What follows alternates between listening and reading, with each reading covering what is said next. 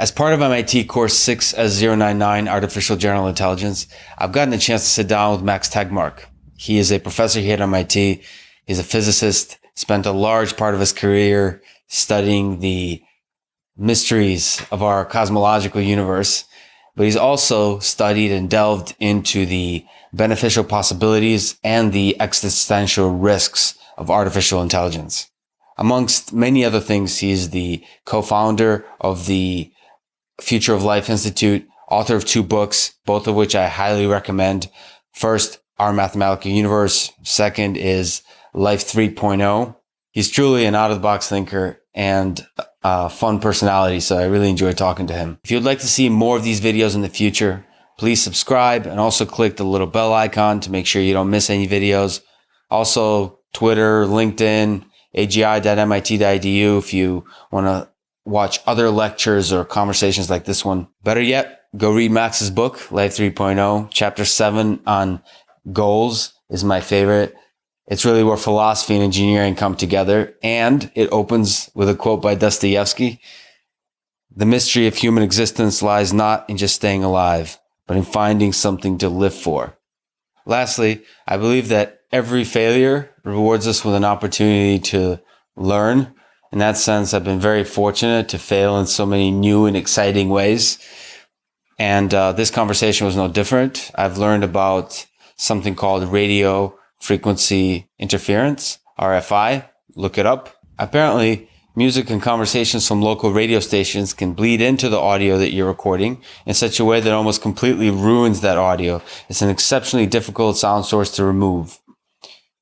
So I've gotten the opportunity to learn how to avoid RFI in the future during recording sessions. I've also gotten the opportunity to learn how to use Adobe Audition and Isotope RX6 to do some noise, some audio repair.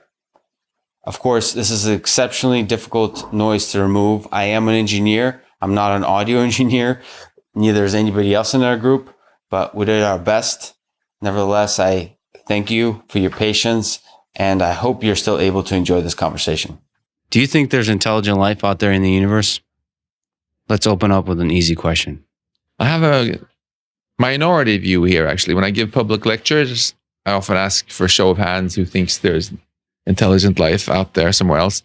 And almost everyone puts their hands up. And when I ask why, they'll be like, oh, there's so many galaxies out there. There's gotta be. But I'm a numbers nerd, right? So when you look more carefully at it, it's not so clear at all. When we talk about our universe, first of all, we don't mean all of space. We actually mean, I don't know, you can throw me in the universe if you want. It's behind you there. We simply mean the spherical region of space from which light has had time to reach us so far during the 13.8 billion years since our Big Bang. There's more space here, but this is what we call a universe because that's all we have access to. Mm-hmm. So is there intelligent life here that's gotten to the point of building telescopes and computers? My guess is no, actually. The probability of it happening on any given planet is some number we don't know what it is. And what we do know is that the number can't be super high because there's over 1 billion Earth-like planets in the Milky Way galaxy alone, many of which are billions of years older than Earth.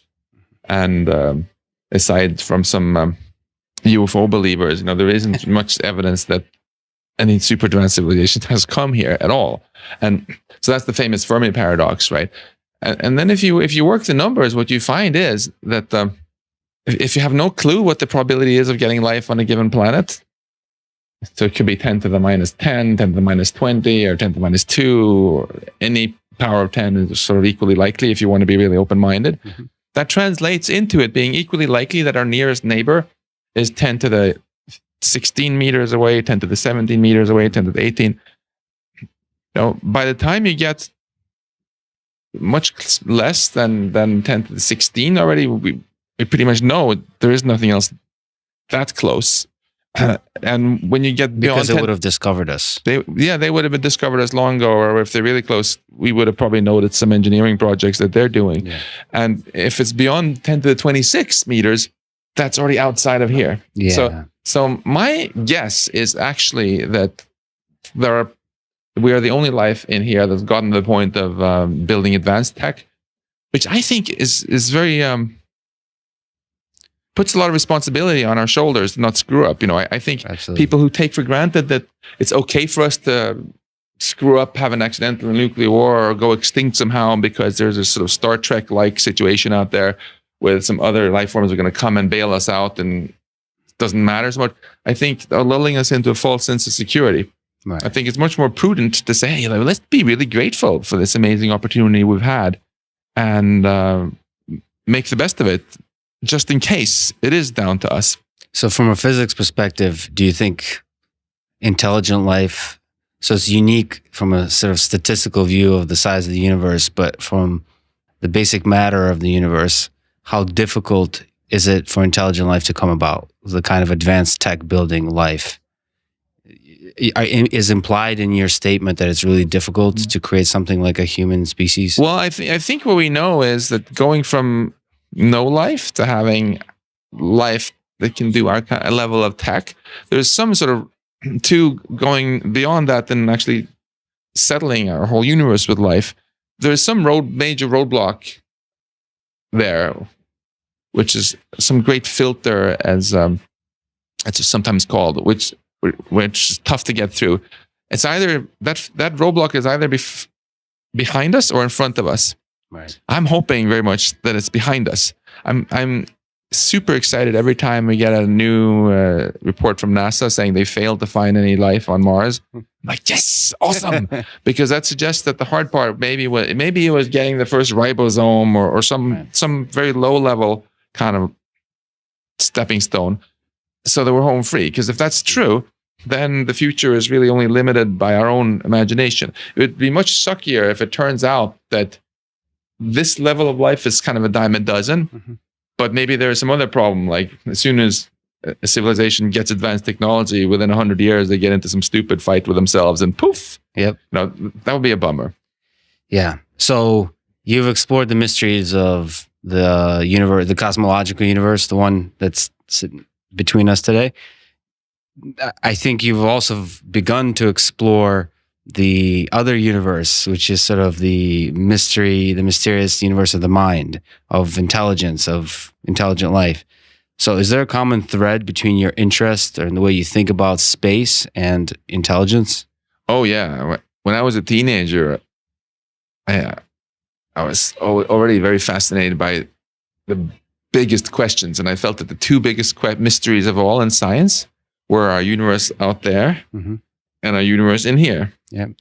So it's quite natural, after having spent a quarter of a century on my career thinking a lot about this one, that I'm now indulging in the luxury of doing research on this one. It's just so cool. I feel the time is ripe now for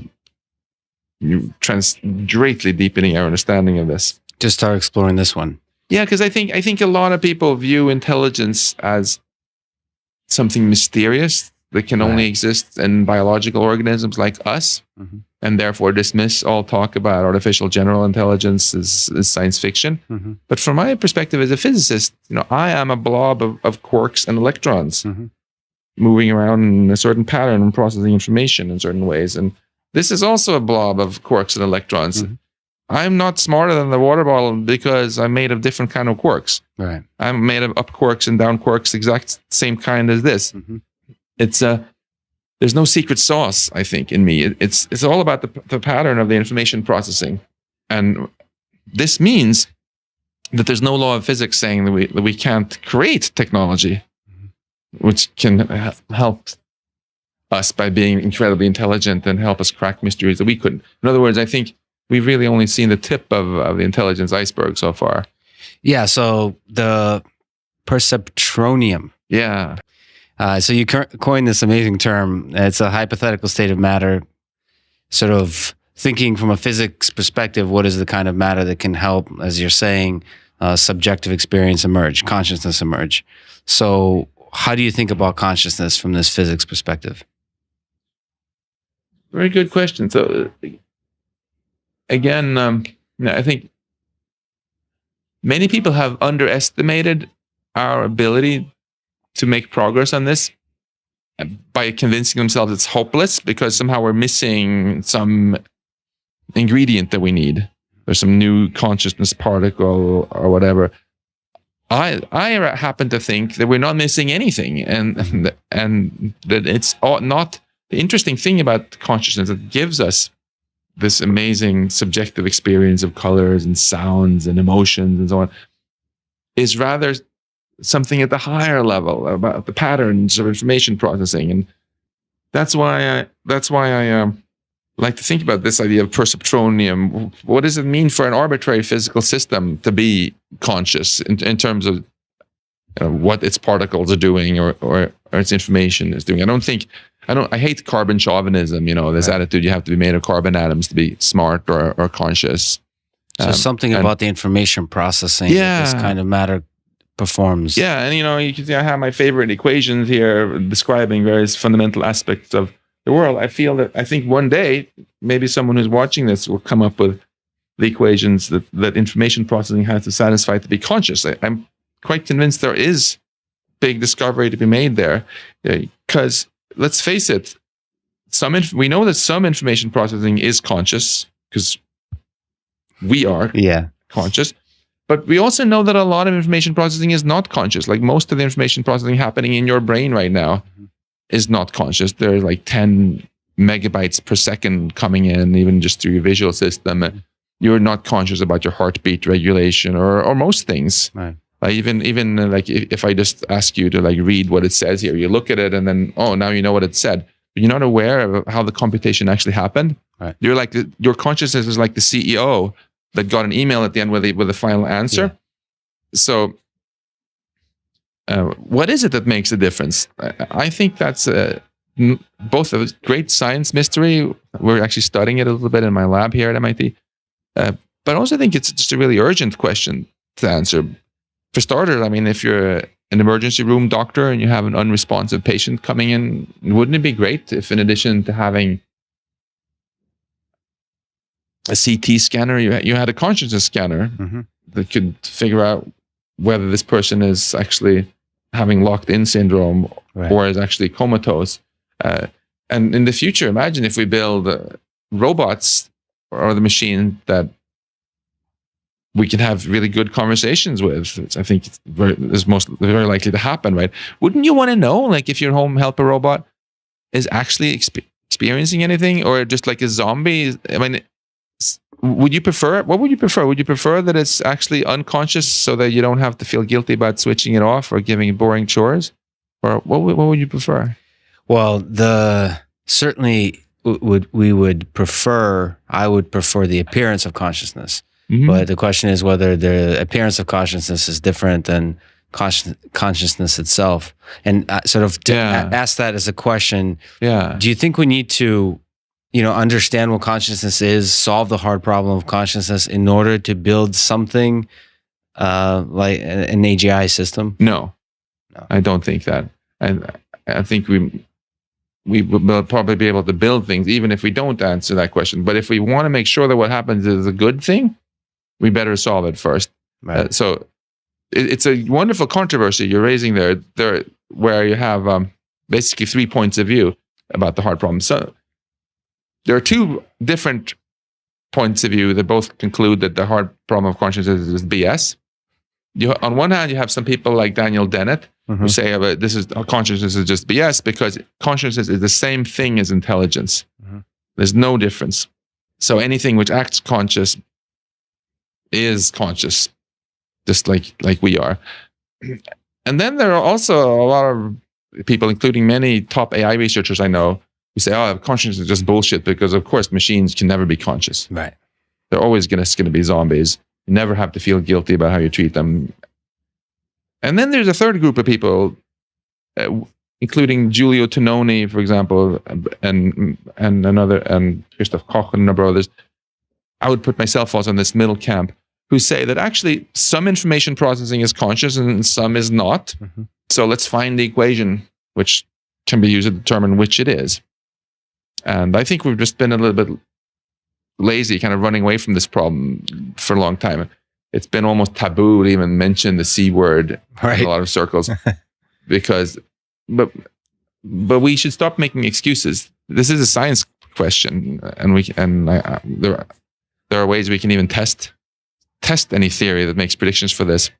And coming back to this helper robot, I mean, so you said you would want your helper robot to certainly act conscious and treat you like have conversations with you and stuff. I think so. But would you feel a little bit creeped out if you realized that it was just a glossed up tape recorder, that was just zombie and was sort of faking emotion?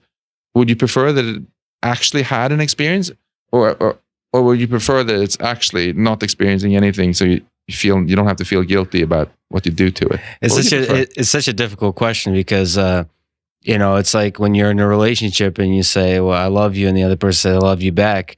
It's like asking, "Well, do they really love you back, or are they just saying they love you back?" Don't you really want them to actually love you? It's hard to really know the difference between everything seeming like there's consciousness present, there's intelligence present, there's affection, passion, love, and it actually being there. I'm not sure. Do you have? But can I ask you a question about this? Like, to make it a bit more pointed. So Mass General Hospital is right across the river, right? Yes. Suppose you're going in for a medical procedure, and they're like, for anesthesia, what we're going to do is we're going to give you muscle relaxant so you won't be able to move. And you're going to feel excruciating pain during the whole surgery, but you won't be able to do anything about it. But then we're going to give you this drug that erases your memory of it. Mm-hmm. Would you be cool about that? Mm-hmm. What's the difference that you're conscious about it or not if there's no behavioral change, right? Right. That's a really clear way to put it.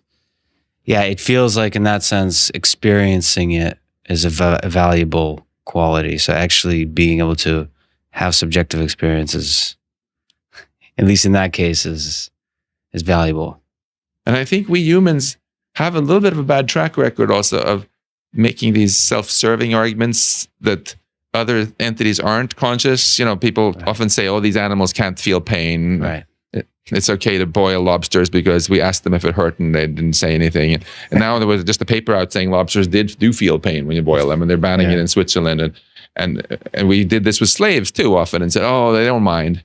They don't maybe aren't conscious, or women don't have souls or whatever." So I'm a little bit nervous when I hear people just take as an axiom that machines can't have experience ever. I think this is just a really fascinating science question is what it is. Yes. Let's research it and try to figure out what it is that makes the difference between unconscious intelligent behavior and conscious intelligent behavior.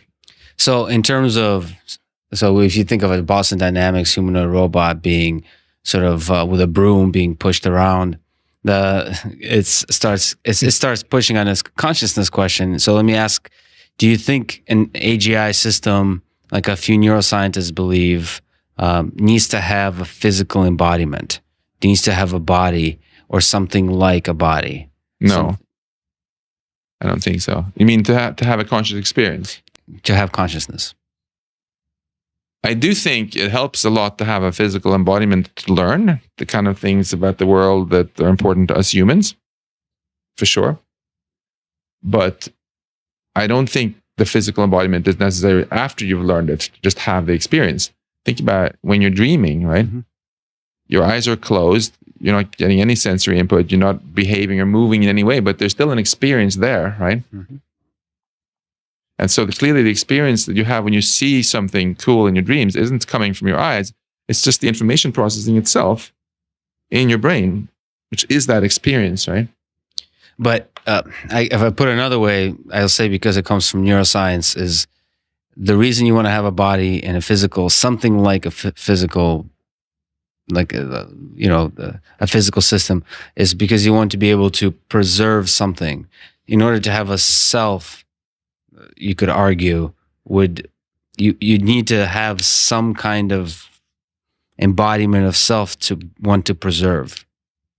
Well, now we're getting a little bit anthropomorphic, into anthropomorphizing things, maybe talking about self-preservation instincts. I mean, we are evolved organisms, right? Right.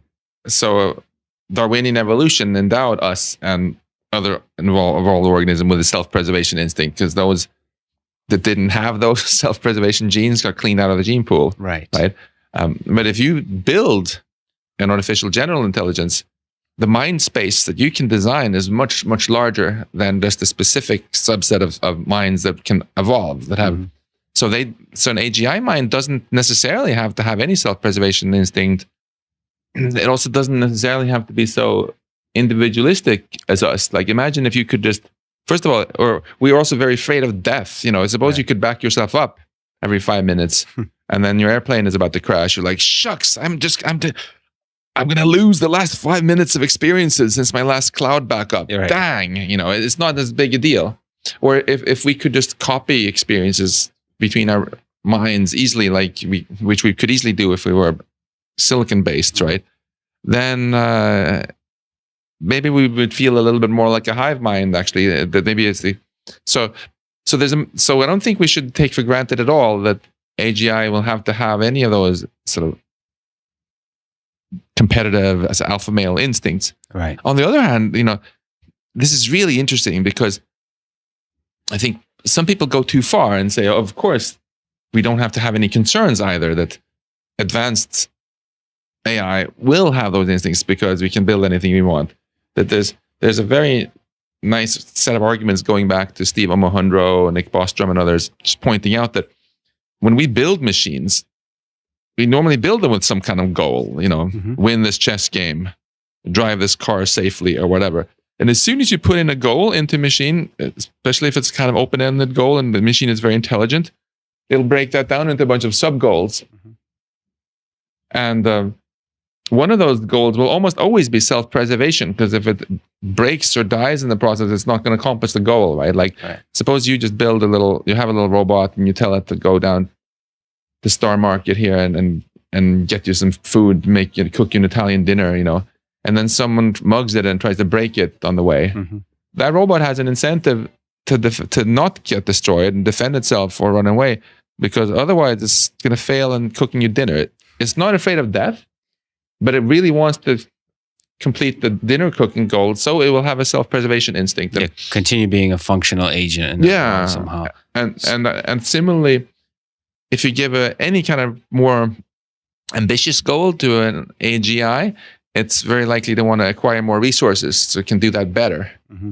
And it's exactly from those sort of sub-goals that we might not have intended that some of the concerns about AGI safety come. You give it some goal which seems completely harmless, and then before you realize it, it's also trying to do these other things which you didn't want it to do, and it's maybe smarter than us.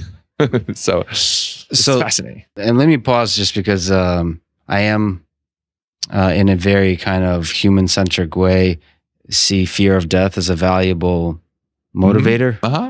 So you don't think, you think that's an artifact of evolution? So that's the kind of mind space evolution created, that we're sort of almost obsessed about self-preservation at some kind of genetic level. You don't think that's necessary to be afraid of death? So not just a kind of sub-goal of self-preservation just so you can keep doing the thing, but more fundamentally sort of have the finite thing, like this ends for you at some point. Interesting. Do I think it's necessary for what precisely? For intelligence, but also for consciousness. So for both, do you think really like a finite death and the fear of it is important? So before I can answer, before we can agree on whether it's necessary for intelligence or for consciousness, we should be clear on how we define those two words, because a lot of really smart people define them in very different ways. Right. I was on this panel with AI experts, and they couldn't agree on how to define intelligence even. So I define intelligence simply as the ability to accomplish complex goals. I like your broad definition because, again, I don't want to be a carbon chauvinist. Right. And in that case, no, it certainly doesn't require fear of death. I would say AlphaZero is quite intelligent. Right. I don't think AlphaZero has any fear of being turned off because it doesn't understand the concept of it even. And similarly, consciousness, I mean, you could certainly imagine very simple kind of experience if certain plants have any kind of experience, I don't think they're very afraid of dying, because there's nothing they can do about it anyway. Much so there wasn't that much value in.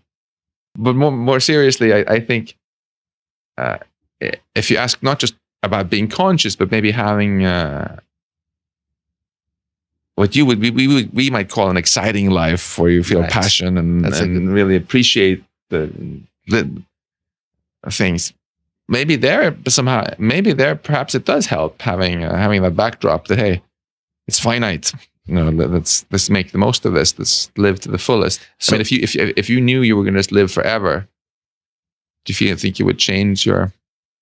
Yeah, I mean, in some perspective, it would be an incredibly boring life, living forever. So, in the sort of loose, subjective terms that you said of something exciting and something in this that other humans would understand, I think is, it seems that the finiteness of it is important.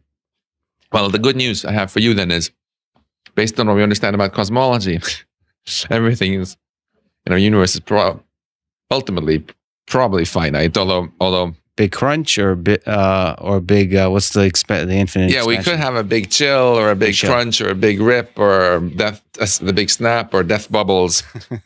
All of them are more than 1 billion years away. So we certainly have vastly more time than our ancestors thought.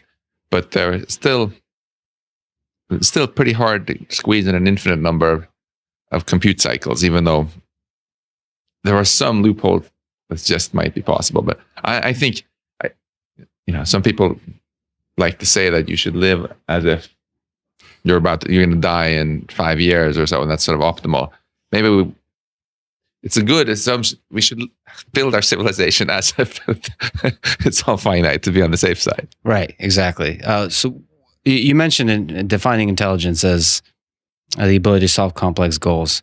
So where would you draw a line, or how would you try to define human level intelligence and superhuman level intelligence? Where is consciousness part of that definition? No, consciousness does not come into this definition. So I think of intelligence as it's a spectrum, but there are very many different kinds of goals you can have. You can have a goal to be a good chess player, a good Go player, a good car driver, a good investor, a good poet, etc.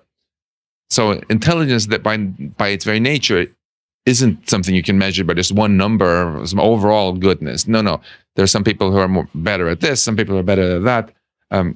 Right now, we have machines that are much better than us at some very narrow tasks, like multiplying large numbers fast, memorizing large databases, playing chess, playing Go, and soon driving cars. But there's still no machine that can match a human child in general intelligence. But artificial general intelligence, AGI, the name of your course, of course, that is, by its very definition, the quest to build a machine that can do everything as well as we can. Up to the old holy grail of AI from back to its inception in the 60s. If that ever happens, of course, I think it's going to be the biggest transition in the history of life on Earth. But it doesn't necessarily have to wait the big impact about it until machines are better than us at knitting. The really big change doesn't come exactly at the moment they're better than us at everything. The really big change comes, first there are big changes when they start becoming better at us at doing most of the jobs that we do, because that takes away much of the demand for human labor. And then the really whopping change comes when they become better than us at AI research. Right? Because right now, the time scale of AI research is limited by the human research and development cycle of years, typically. How long does it take from one release of some software or iPhone or whatever to the next? But once Google can replace 40,000 engineers by 40,000 equivalent pieces of software or whatever, right, then there's no reason that has to be years. It can be in principle much faster. And the timescale of future progress in AI and also all of science and technology will be driven by machines, not humans. So it's this simple point which gives rise to this incredibly fun controversy about whether there can be intelligence explosion, so-called singularity, as Werner Vinge called it. Now, the idea is articulated by I.J. Good, obviously way back 50s, but you can see Alan Turing and others thought about it even earlier. So you asked me what exactly would I define human level intelligence. So the glib answer is to say something which is better than us at all cognitive tasks, or better than any human at all cognitive tasks. But the really interesting bar, I think, goes a little bit lower than that. Actually, it's when they're better than us at AI programming and at general learning, so that they can, if they want to, get better than us at anything by just studying up. So there, better is a key word, and better is towards this kind of spectrum of the complexity of goals it's able to accomplish. Yeah. So another way to, and that's certainly a very clear definition of human love. So it's almost like a sea that's rising. You can do more and more and more things. It's actually a graphic that you show. It's a really nice way to put it. So there's some peaks and there's an ocean level elevating, and you solve more and more problems. But just kind of to take a pause, and we took a bunch of questions in a lot of social networks, and a bunch of people asked a sort of a slightly different direction on creativity, on things that perhaps aren't a peak. It's human beings are flawed, and perhaps better means having contradiction, being flawed in some way. So let me sort of start easy first of all. So you have a lot of cool equations. Let me ask, what's your favorite equation first of all? I know they're all like your children, but like that one. Which one is that? This is the Schrödinger equation. Okay, it's the master key of quantum mechanics of the micro world. So with this equation, we can calculate everything to do with atoms, molecules, and all the way up to. So quantum mechanics is certainly a beautiful, mysterious formulation of our world. So I'd like to sort of ask you, just as an example, it perhaps doesn't have the same beauty as physics does, but in mathematics, abstract, the Andrew Wiles, who proved the Fermat's last theorem. Yeah. So I just saw this recently, and it kind of caught my eye a little bit. This is 358 years after it was conjectured. So this very simple formulation. Everybody tried to prove it. Everybody failed. And so here's this guy comes along and eventually proves it, and then fails to prove it, and then proves it again in 94. And he said, like, the moment when everything connected into place, in an interview, you said it was so indescribably beautiful. That moment when you finally realized the connecting piece of two conjectures, he said it was so indescribably beautiful. It was so simple and so elegant. I couldn't understand how I'd missed it, and I just stared at it in disbelief for 20 minutes. Then during the day, I walked around the department, and I'd keep coming back to my desk, looking to see if it was still there. It was still there. I couldn't contain myself. I was so excited. It was the most important moment of my working life. Nothing I ever do again will mean as much. So that particular moment, and it kind of made me think of what would it take. And I think we have all been there at small levels.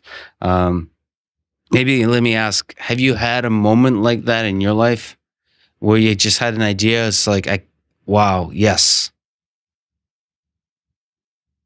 I wouldn't mention myself in the same breath as Andrew Wiles, but I've certainly had a number of aha moments when I realized something very cool about physics. Just has completely made my head explode. In fact, some of my favorite discoveries I made I later realized that they had been discovered earlier by someone who sometimes got quite famous for it. So it's too late for me to even publish it, but that doesn't diminish in any way the emotional experience you have when you realize it. Like, wow. Yeah.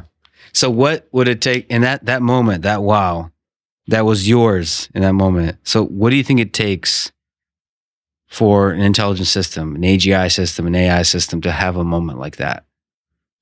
It's a tricky question because there are actually two parts to it, right? One of them is, can it accomplish that proof? Can it prove that you can never write a to the n plus b to the n equals 3 to equals z to the n for all integers, etc., etc.? when n is bigger than 2. That's simply a question about intelligence. Can you build machines that are that intelligent? And I think by the time we get a machine that can independently come up with that level of proofs, probably quite close to AGI. The second question is a question about consciousness. When will how likely is it that such a machine will actually have any experience at all, as opposed to just being like a zombie? And would we expect it to have some sort of emotional response to this, or anything at all akin to human emotion, where when it accomplishes its machine goal, it views it as somehow something very positive and right and sublime and deeply meaningful? I would certainly hope that if in the future we do create machines that are our peers, or even our descendants, that I would certainly hope that they do have this sort of sublime appreciation of life. In a way, my absolutely worst nightmare would be that at some point in the future, the distant future, maybe our cosmos is teeming with all this post-biological life doing all this seemingly cool stuff, and maybe the last humans, by the time our species eventually fizzles out, will be like, well, that's okay because we're so proud of our descendants here, and look what all the... My worst nightmare is that we haven't solved the consciousness problem, and we haven't realized that these are all the zombies. They're not aware of anything any more than a tape recorder has any kind of experience. So the whole thing has just become a play for empty benches. That would be like the ultimate zombie apocalypse to me. So I would much rather, in that case, that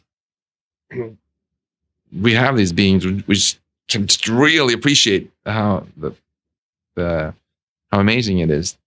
And in that picture, what would be the role of creativity? We had a few people ask about creativity. Yeah.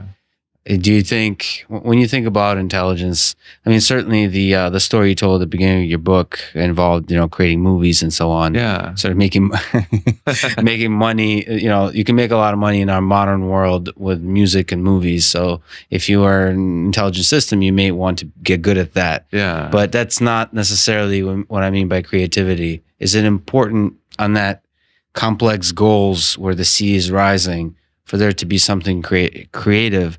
Or am I being very human-centric and thinking creativity is somehow special relative to intelligence?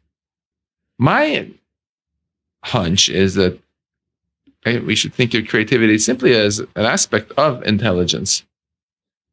And we have to be very careful with human vanity. We have this tendency to very often want to say, as soon as machines can do something, we try to diminish it and say, oh, but that's not like real intelligence, because they're not creative or this or that or the other thing. But if we ask ourselves to write down a definition of what we actually mean by being creative, what we mean by Andrew Wiles, what he did there, for example, don't we often mean that someone takes a very unexpected leap? It's not like taking 573 and multiplying it by 224 by just a step of straightforward cookbook like rules, right? It is, you can maybe make a connection between two things that people had never thought was connected. It's very surprising or something like that. I think this is an aspect of intelligence, and this is actually one of the most important aspects of it. Maybe the reason we humans tend to be better at it than traditional computers is because it's something that comes more naturally if you're a neural network than if you're a traditional logic gate-based computer machine. We physically have all these connections, and if you activate here, activate here, ping. My hunch is that if we ever build a machine where you could just give it the task, you say, hey, I just realized I want to travel around the world instead this month. Can you teach my AGI course for me? And it's like, okay, I'll do it. And it does everything that you would have done and improvises and stuff. Yeah. That would, in my mind, involve a lot of creativity.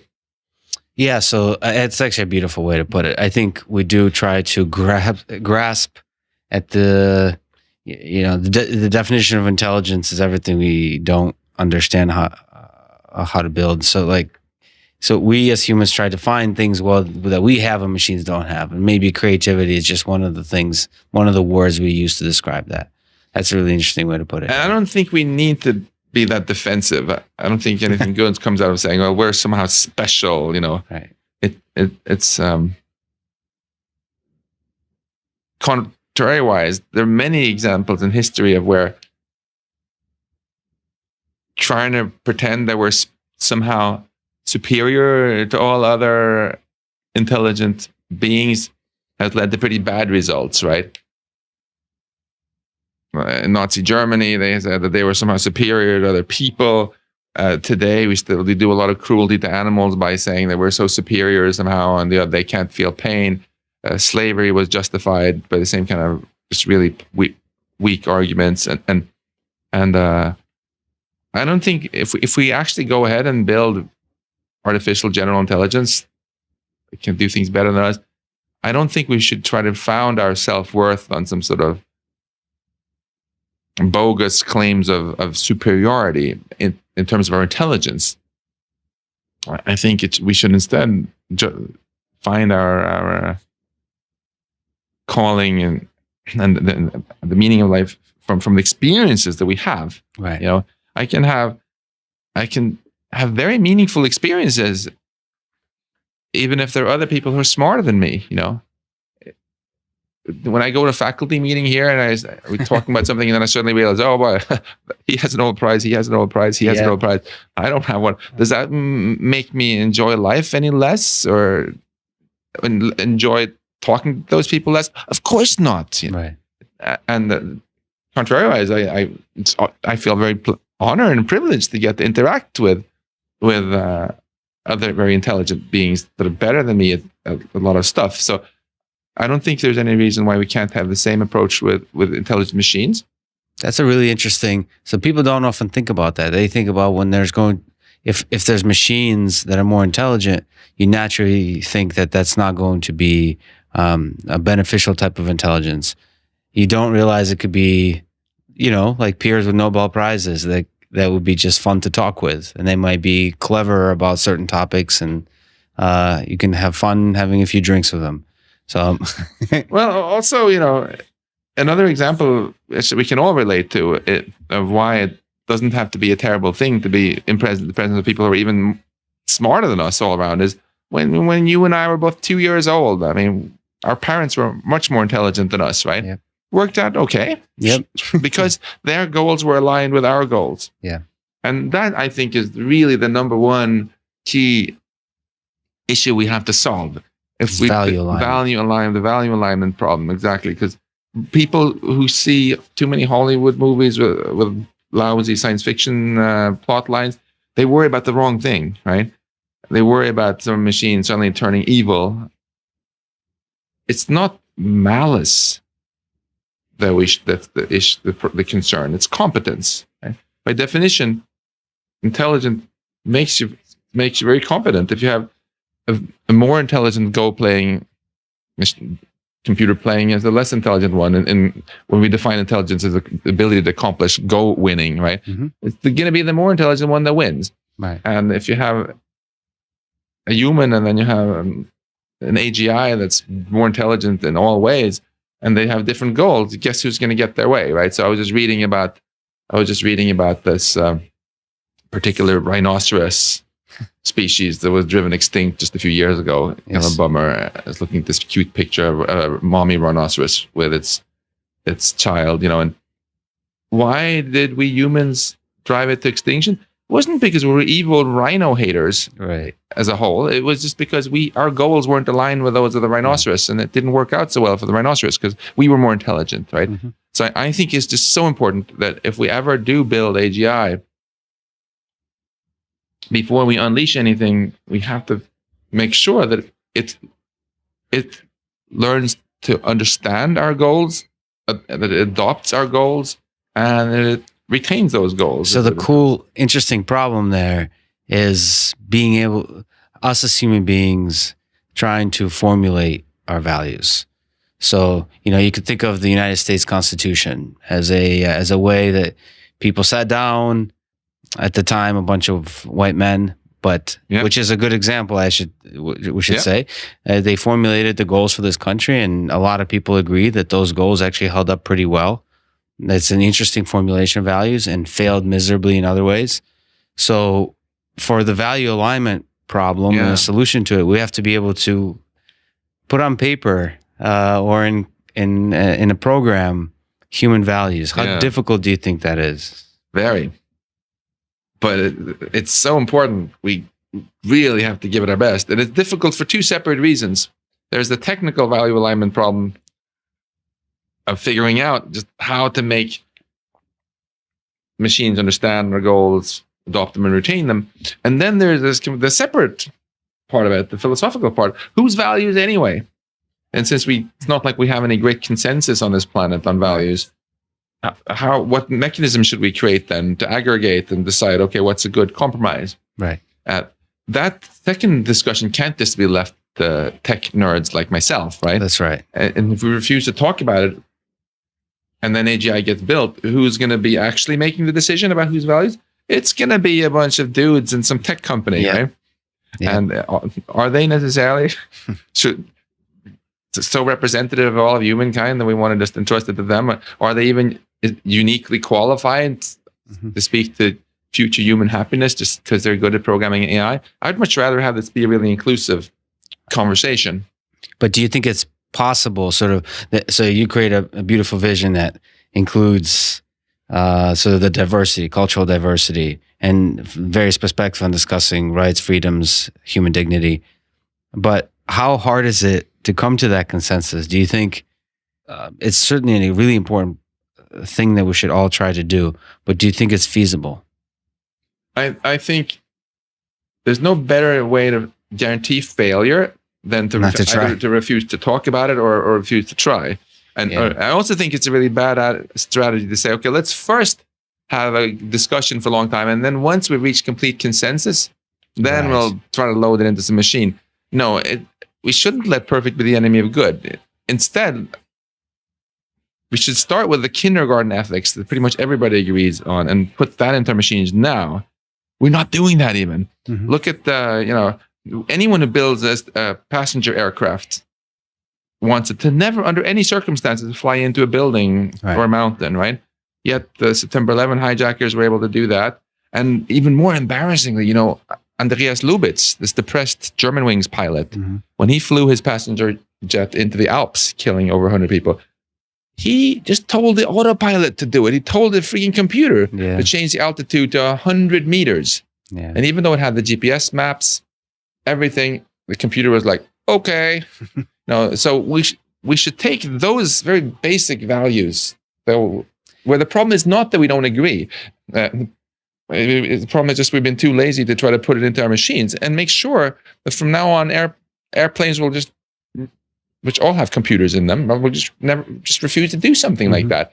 Go into safe mode, maybe lock the cockpit door, go to the nearest airport.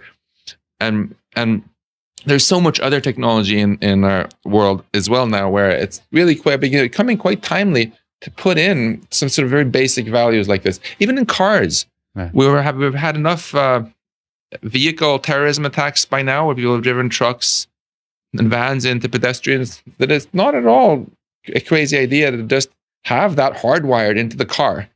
Because there's always going to be people who for some reason want to harm others, but most of those people don't have the technical expertise to figure out how to work around something like that. So if the car just won't do it, it helps. So let's start there. So there's a lot of that's a great point. So not chasing perfect. There's a lot of things that most of the world agrees on. Yeah, and let's start there. Let's start there. And then once we start there, we'll also get into the habit of having these kind of conversations about, okay, what else should we put in here, and have these discussions. This should be a gradual process then. Great. So, but that also means describing these things and describing it to a machine. So one thing, we had a few conversations with Stephen Wolfram. I'm not sure if you're familiar with Stephen. Oh yeah, I know him quite well. Yeah. So he has, he works with a bunch of things, but cellular automata, these simple computable things, these computation systems.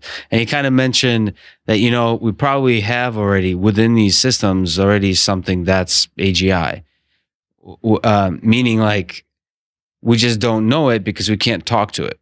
So if you give me this chance to try to at least form a question out of this, is I think it's an interesting idea to think that we can have intelligent systems, but we don't know how to describe something to them, and they can't communicate with us. I know you're doing a little bit of work in explainable AI, trying to get AI to explain itself. Mm-hmm. So what are your thoughts of natural language processing or some kind of other communication? How does the AI explain something to us? How do we explain something to machines? Or you think of it differently? So there are two separate parts to your question there. One of them has to do with communication, which is super interesting, and I'll get to that in a sec. The other is whether we already have AGI, but we just haven't noticed it there. Right. There I beg to differ. I don't think there's anything in any cellular automaton or anything, or the internet itself or whatever, that has artificial general intelligence in that it can really do exactly everything we humans can do better. Right. I think the day that happens, when that happens, we will very soon notice. We'll probably notice even before, because in a very, very big way. But for the second part, though, wait, can I just sorry? So, because you have this beautiful way of formulating consciousness as information processing, and you can think of intelligence as information processing, and you can think of the entire universe. There's these particles and these systems roaming around that have this information processing power.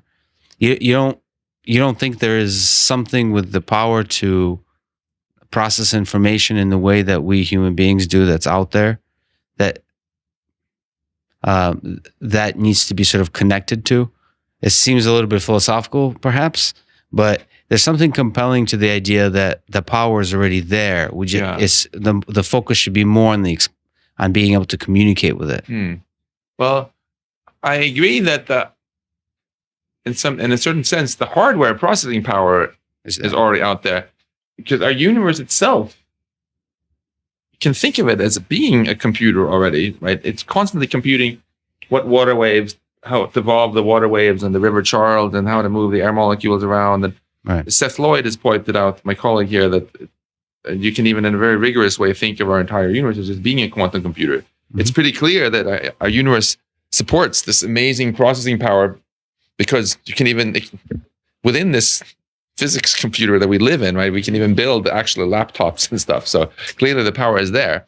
It's just that most of the compute power that nature has, it's, in my opinion, kind of wasting on boring stuff like simulating yet another ocean wave somewhere where no one is even looking, right? So in a sense, what life does, what we are doing when we build computers, is we're rechanneling all this compute that nature is doing anyway, right, into doing things that are more interesting than just yet another ocean wave, and let's do something cool here.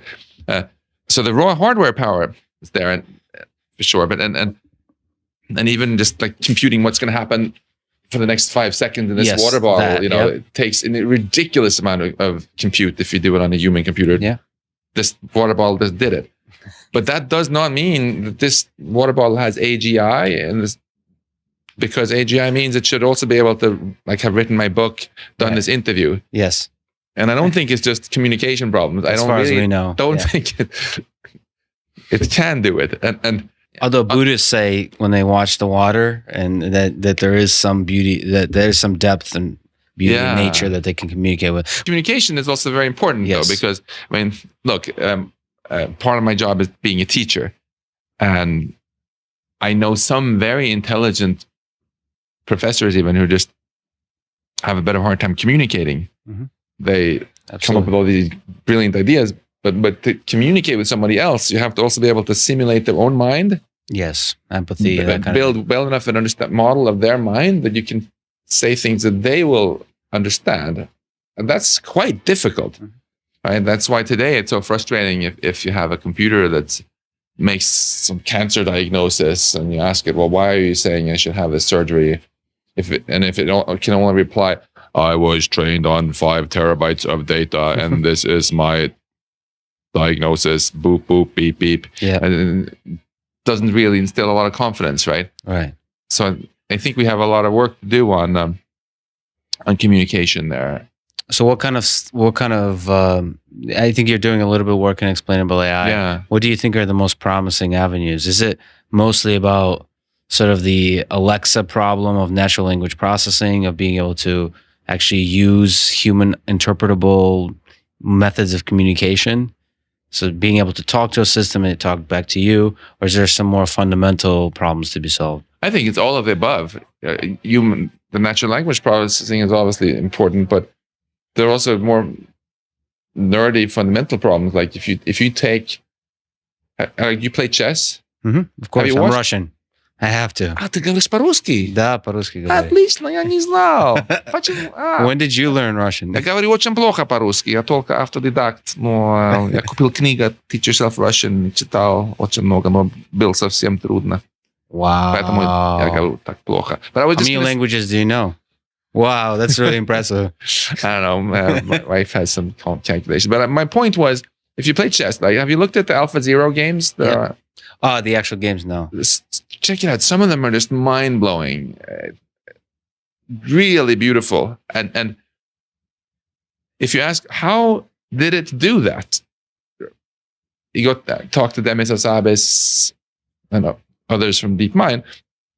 All they'll ultimately be able to give you is big tables of numbers, matrices that define the neural network. And you can stare at these tables of numbers till your face turns blue. Right. And you're not going to understand much about why it made that move. And even if you have natural language processing that can tell you in human language about 7.28, still not going to really help. So I think there's a whole spectrum of fun challenges there involved in taking computation that does intelligent things and transforming it into something equally good, equally intelligent, but that's more understandable. And I think that's really valuable, because I think as we put machines in charge of ever more infrastructure in our world, the power grid, the trading on the stock market, weapon systems, and so on, it's absolutely crucial that we can trust these AIs to do what we want. And trust really comes from understanding, right, in a very fundamental way.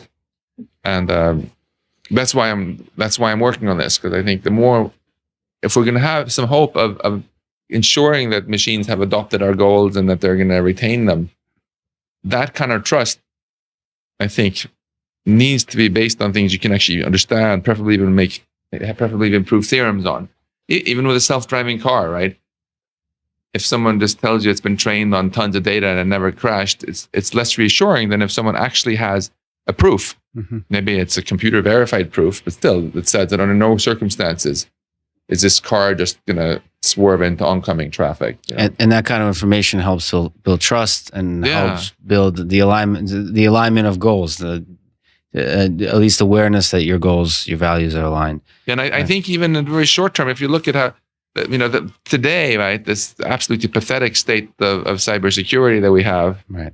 When 3 billion Yahoo accounts were hacked, and almost every American's credit card, and so on. It's why is this happening? It's ultimately happening because we have software that nobody fully understood how it worked. That's why the bugs hadn't been found, right? And I think AI can be used very effectively for offense, for hacking, but it can also be used for defense. Hopefully automating verifiability and creating systems that are built in different ways so you can actually prove things about them. Right. And it's important. So speaking of software that nobody understands how it works, of course, a bunch of people ask about your paper, about your thoughts of why does deep and cheap learning work so well? That's the paper. But what are your thoughts on deep learning, these kind of simplified models of our own brains that have been able to do some successful perception work, pattern recognition work, and now with AlphaZero and so on, do some clever things. What are your thoughts about the promise, limitations of this piece? Great. I think there are a number of very important insights, very important lessons we can already draw from these kind of successes. One of them is when you look at the human brain, you see it's very complicated, 10 to the 11 neurons, and there are all these different kinds of neurons and yada, yada. And there's been this long debate about whether the fact that we have dozens of different kinds is actually necessary for intelligence. We can now, I think, quite convincingly answer that question with no. It's enough to have just one kind. If you look under the hood of Alpha Zero, there's only one kind of neuron, and it's ridiculously simple. Simple mathematical thing. So it's not the, it's just like in physics. It's not if you have a gas with waves in it, it's not the detailed nature of the molecules that matter. It's the collective behavior somehow. And similarly, it's this higher level structure of the network that matters, not that you have 20 kinds of neurons. I think our brain is such a complicated mess because it wasn't evolved just to be intelligent. It was evolved to also be self-assembling, right, and self-repairing, right, and evolutionarily attainable, and and so on. patches and so on. Yeah. So I think it's pretty. My hunch is that we're going to understand how to build AGI before we fully understand how our brains work. Mm-hmm. Just like we understood how to build flying machines long before we were able to build a mechanical bird. Yeah, that's right. You've given the example exactly of mechanical birds and airplanes, and airplanes do a pretty good job of flying without really mimicking bird flight. And even now, after 100 years later, did you see the TED Talk with this German group with a mechanical bird? I've heard you mention it. Check it out. It's amazing. But even after that, right, we still don't fly in mechanical birds because it turned out that the way we came up with was simpler and it's better for our purposes. And I think it might be the same there. So that's one lesson. And another lesson, which is more what our paper was about. Well, first, I as a physicist thought it was fascinating how there's a very close mathematical relationship actually between artificial neural networks and a lot of things that we've studied before in physics. That go by nerdy names like the renormalization group equation and Hamiltonians and yada yada yada. And when you look a little more closely at this, you have. At first, I was like, whoa, there's something crazy here that doesn't make sense. Because we know that if you even want to build a super simple neural network to tell apart cat pictures and dog pictures, right, that you can do that very, very well now. Mm-hmm. But if you think about it a little bit, you convince yourself it must be impossible, because if I have 1 megapixel, even if each pixel is just black or white, there's 2 to the power 1 million possible images, which is way more than there are atoms in our universe, right? Yeah. So in order to, and then for each one of those, I have to assign a number, which is the probability that it's a dog. Right. So an arbitrary function of images is a list of more numbers than there are atoms in our universe. So clearly I can't store that under the hood of my GPU or my computer, yet somehow works. Mm-hmm. So what does that mean? Well, it means that out of all of the problems that you could try to solve with a neural network, almost all of them are impossible to solve with a reasonably sized one. But then what we showed in our paper was that the fraction of all the problems that you could possibly pose that we actually care about, given the laws of physics, is also an infinitesimally tiny little part. And amazingly, they're basically the same part. Yeah, it's almost like our world was created for. I mean, they kind of come together. Yeah, you could say maybe where the world was created for us. But I have a more modest interpretation, which is that instead, evolution endowed us with neural networks precisely for that reason. Right. Because this particular architecture, as opposed to the one on your laptop, is very, very well adapted to solving the kind of problems that nature kept presenting our ancestors with, right? So it makes sense that why do we have a brain in the first place? It's to be able to make predictions about the future and so on. So if we had a sucky system which just could never solve it, wouldn't have evolved. So, but so this is I think a very beautiful fact. Yeah. We also realize that it's been earlier work on why deeper networks are good, but we were able to show an additional cool fact there, which is that even incredibly simple problems, like suppose I give you 1,000 numbers and ask you to multiply them together, you can write a few lines of code, boom, done, trivial. If you just try to do that with a neural network that has only one single hidden layer in it, you can do it, but you're going to need 2 to the power 1,000 neurons to multiply 1,000 numbers, which is, again, more neurons than there are atoms in our universe. So that's fascinating. But if you allow yourself to make it a deep network with many layers, you only need 4,000 neurons. It's perfectly feasible. So that's really interesting. Yeah. So on another architecture type, I mean, you mentioned Schrodinger's equation, and what are your thoughts about quantum computing and the role of this kind of computational unit in creating an intelligent system? In some Hollywood movies that I will not mention by name because I don't want to spoil them, the way they get AGI is building a quantum computer. Because the word quantum sounds cool and so on. That's right. First of all, I think we don't need quantum computers to build AGI. I suspect your brain is not a quantum computer in any profound sense. So you don't... I even wrote a paper about that many years ago. I calculated the so-called decoherence time, that how long it takes until the quantum computerness of what your neurons are doing gets erased by just random noise from the environment. And it's about 10 to the minus 21 seconds. So as cool as it would be to have a quantum computer in my head, I don't think that fast. Yeah. On the other hand, there are very cool things you could do with quantum computers, or I think we'll be able to do soon when we get bigger ones, that might actually help machine learning do even better than the brain. So, for example, this is just a moonshot, but the learning is very much the same thing as search. If you're trying to train a neural network to learn to do something really well, you have some loss function, you have a bunch of knobs you can turn, represented by a bunch of numbers, and you're trying to tweak them so that it becomes as good as possible at this thing. So if you think of a landscape with some valley, where each dimension of the landscape corresponds to some number you can change, you're trying to find the minimum. And it's well known that if you have a very high dimensional landscape, complicated things, it's super hard to find the minimum, right? Quantum mechanics is amazingly good at this. Right. Like if I want to know what's the lowest energy state this water can possibly have, incredibly hard to compute, but but nature will happily figure this out for you if you just cool it down, make it very, very cold.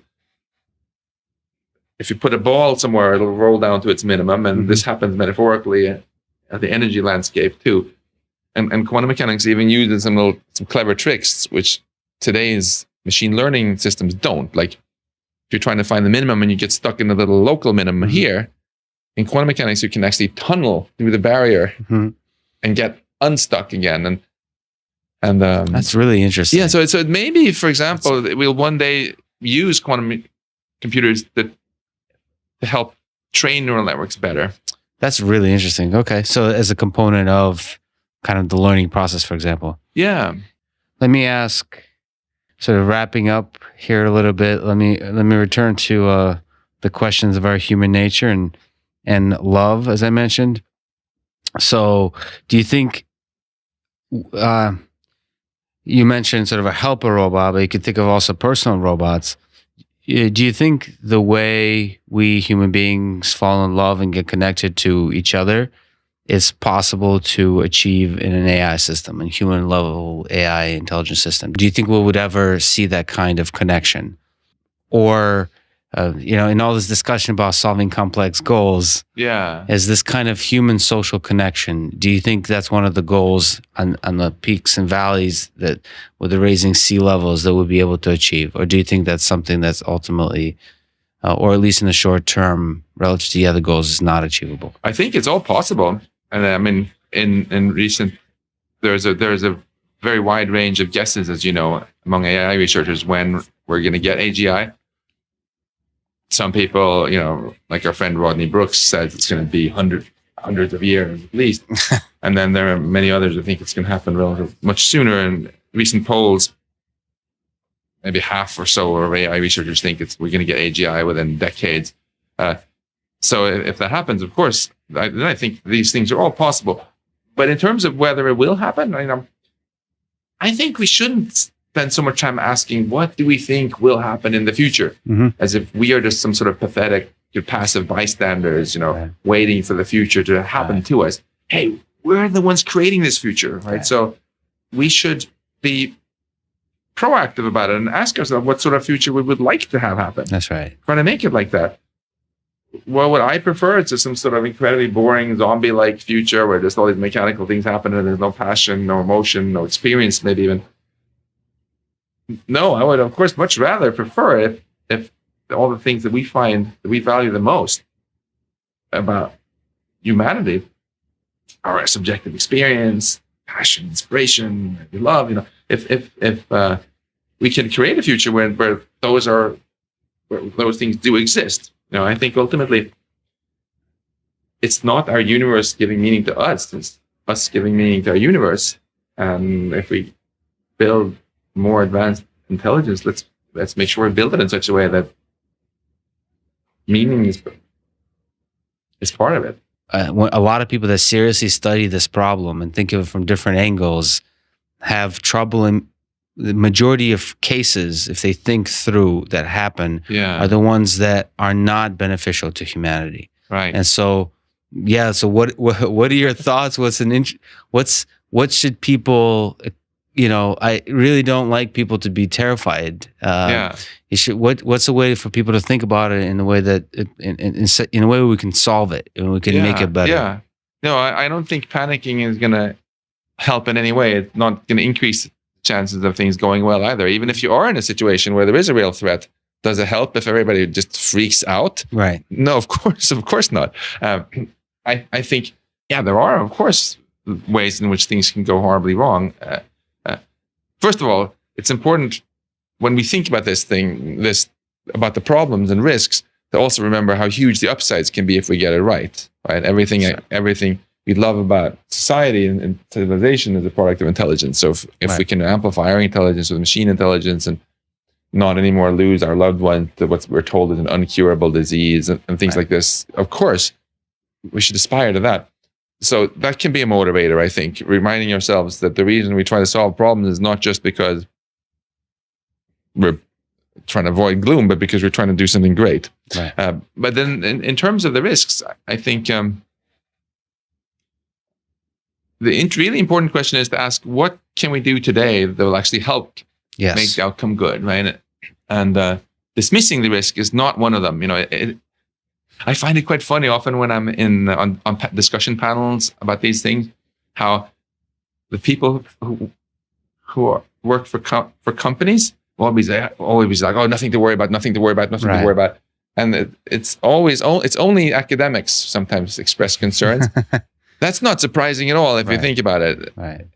Upton Sinclair quipped, right, that it's hard to make a man believe in something when his income depends on not believing in it. And frankly, we know a lot of these people in companies that they're just as concerned as anyone else. But if you're the CEO of a company, that's not something you want to go on record saying when you have silly journalists who are going to put a picture of a Terminator robot when they quote you. So the issues are real, and the way I think about what the issue is basically, the real choice we have is, first of all, are we going to just dismiss the risks and say, well, let's just go ahead and build machines that can do everything we can do better and cheaper. Let's just make ourselves obsolete as fast as possible. What could possibly go wrong? Right. That's one attitude. The opposite attitude, I think, is to say, here's this incredible potential, let's think about what kind of future we're really, really excited about. What are the shared goals that we can really aspire towards? And then let's think really hard about how we can actually get there. So start with it. Don't start thinking about the risks. Start thinking about the goals. Goals, yeah. And then when you do that, then you can think about the obstacles you want to avoid, right? I often Mhm. get students coming in right here into my office for career advice. Mhm. I always ask them this very question: where do you want to be in the future? Right. If all she can say is, "Oh, maybe I'll have cancer, maybe I'll Yeah. get run over by a truck," Focus on the obstacles instead of the goal. she's Yeah. just going to end up a hypochondriac paranoid, right? Yeah. Whereas if she comes in and fire in her eyes and is like, "I want to be there," and then we can talk about the obstacles and see how we can circumvent them. Mhm. That's, I think, a much healthier attitude. And That's really well put. I feel it's very challenging to come up with a vision for a future which we are unequivocally excited about. I'm not just talking now in the vague terms like, yeah, let's cure cancer, fine. Right. I'm talking about what kind of society do we want to create? What do we want it to mean, to be human in the age of AI, in the age of AGI? So if we can have this conversation, broad, inclusive conversation, and gradually start converging towards some future that with some direction at least that we want to steer towards, right? Then we'll be much more motivated to constructively take on the obstacles. And I think if I try to wrap this up in a more succinct way, I think we can all agree already now that we should aspire to build AGI that doesn't overpower us, but that empowers us. And think of the many various ways that can do that, whether that's from my side of the world of autonomous vehicles.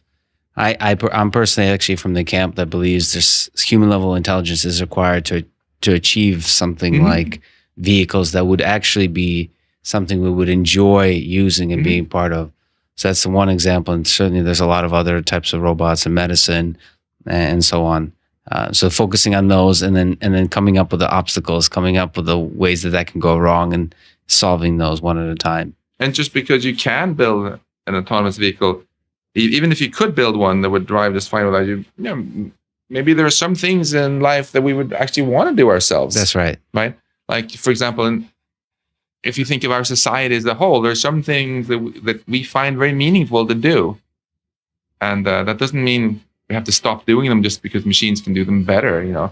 I'm not going to stop playing tennis just the day someone builds a tennis robot to beat me. People are still playing chess and even Go. Yeah, and in the very near term, even some people are advocating basic income to replace jobs. But if the government is going to be willing to just hand out cash to people for doing nothing, then one should also seriously consider whether the government should also just hire a lot more teachers and nurses and the kind of jobs which people often find great fulfillment in doing, right? I get very tired of hearing politicians saying, "Oh, we can't afford hiring more teachers, Right. but we're going to maybe have basic income." If we can have more serious research and thought into what gives meaning to our lives, the jobs give so much more than income, right? Mm-hmm. And then think about in the future, what are the roles that we want to have people continually filling, empowered by machines? And I think sort of, I come from Russia, from the Soviet Union. And I think for a lot of people in the 20th century, going to the moon, going to space was an inspiring thing. I feel like the universe of the mind, so AI, understanding, creating intelligence, is that for the 21st century.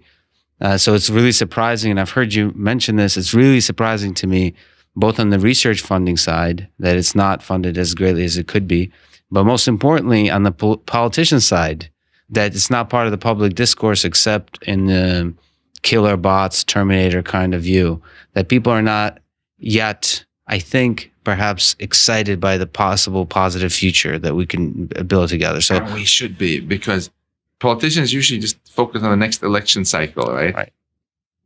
The single most important thing I feel we humans have learned in the entire history of science is they were the masters of underestimation. We underestimated the size of our cosmos again and again, realizing that everything we thought existed was just a small part of something grander, right? Planet, solar system, a galaxy, clusters of galaxies, universe.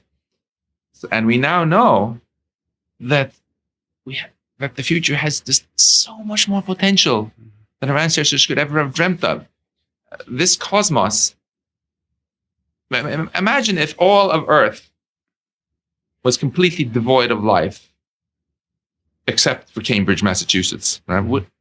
Wouldn't it be kind of lame if all we ever aspired to was to stay in Cambridge, Massachusetts forever, and then go extinct in 1 week, even though Earth was going to continue on for longer? That sort of attitude, I think, we have now on the cosmic scale. Life can flourish on Earth not for 4 years, but for billions of years. Yes, I can even tell you about how to move it out of harm's way when the sun gets too hot, and then we have so much more resources out here. Which today, maybe there are a lot of other planets with bacteria or cow-like life on them, but most of all this opportunity seems, as far as we can tell, to be largely dead, like the Sahara Desert, and yet we have the opportunity to help life flourish throughout this for billions of years. So, let's quit squabbling about whether some little border should be drawn 1 mile to the left or right, and look up into the skies and realize, hey, we can do such incredible things. Yeah, and that's, I think, why it's really exciting that you and others are connected with some of the work Elon Musk is doing, because he's literally going out into that space, really exploring our universe, and it's wonderful. That is exactly why Elon Musk is so misunderstood, right? Mm-hmm. Misconstrue him as some kind of pessimistic doomsayer. The reason he cares so much about AI safety is because he, more than almost anyone else, appreciates these amazing opportunities that we'll squander if we wipe out here on Earth. And we're not just going to wipe out the next generation, but all generations, and this incredible opportunity that's out there, and that would really be a waste. And AI, for people who think that it would be better to do without technology, well, let me just mention that if we don't improve our technology, the question isn't whether humanity is going to go extinct. Mm-hmm. The question is just whether we're going to get taken out by the next big asteroid or the next supervolcano or something else dumb that we could easily prevent with more tech, right? And if we want life to flourish throughout the cosmos, AI is the key to it.